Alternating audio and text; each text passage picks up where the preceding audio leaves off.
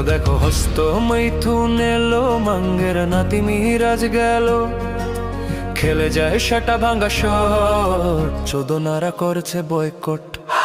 Chewing gum Zaki হলো সান্ডা, শান্তির ছেলে তোলে বালডা, ছিঁড়ে যায় ধনের আন্ডা, জনগণ রেডি রাখছে ডান্ডা।